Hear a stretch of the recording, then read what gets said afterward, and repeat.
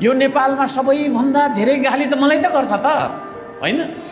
फुल रोप्छु गाली नै गर्छ, पार्क बनाउँछु गाली नै गर्छ। भिरमा यस्तो भित्ता जस्तो भिरमा पाइप तान्दै ल्याउँछु है, मुद्दा लगाइदिन्छ गाली गर्छ। दार्चुलामा गएर पुल थाप्छु गाली नै गर्छ। जहाँ जाँदा पनि गाली गर्छ। ती सबै गालीलाई सहने मान्छे हो म। र म सबै श्रमदाताहरूलाई भन्न चाहन्छु, तपाईँ पनि मै जस्तो गर्नुहोस्।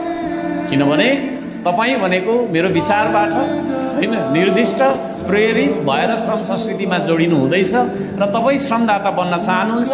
तपाईँलाई मैले लगाएकै जस्तो टी सर्ट दिएको छु, हामी बिचमा केही पनि फरक छैन भन्नु मतलब तपाईँ पनि मै जस्तो बन्नुपर्छ। म सम्पूर्ण श्रमदाताहरूलाई भन्न चाहन्छु, अरूले गाली गर्यो भन्दैमा आफूले पनि गाली नै गर्नुपर्छ भनेर नसोच्नुहोस्। धन्यवाद भनेर नमस्ते गर्नुहोस्, आफ्नो कर्म गरिरहनुहोस् हैन। धन्यवाद भन्ने नमस्ते गर्ने आफ्नो सत्कर्म गरिरहनु। हामी गाली गलौज र तपाईँको झगडामा बोल्नु हुँदैन, किनभने हामी देश बनाउन निस्केको मान्छे।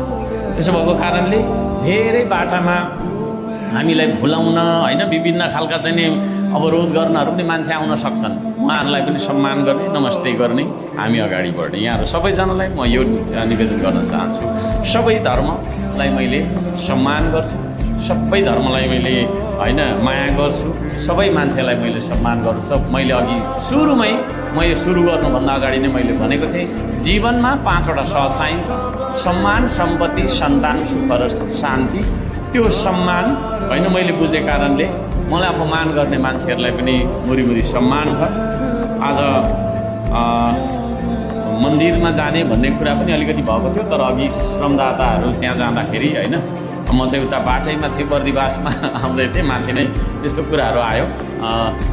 ठिकै छ, केही मानिसहरूले हैन त्यो खालको अवरोध गर्न चाहेको रहेछ। उहाँहरूको इच्छालाई मैले सम्मान गरेर म जाँदिनँ त्यहाँ। तर भगवान् जानकीले मलाई नआइज भन्नुभएको होइन हैन।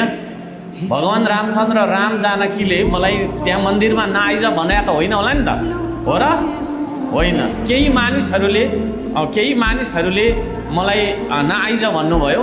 उहाँहरूले गर्दाखेरि उहाँहरूको त्यो मागलाई सम्मान गरेर म जाँदिनँ। कुनै न कुनै दिन पक्कै पनि त्यहाँ जाने मौका मैले पाउने नै छु।